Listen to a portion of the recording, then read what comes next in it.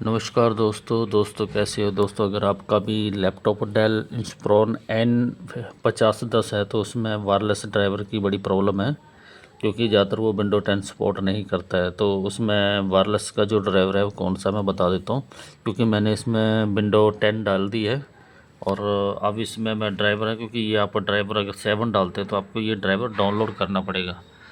ये है Intel सेट्रिनो are wireless N1000।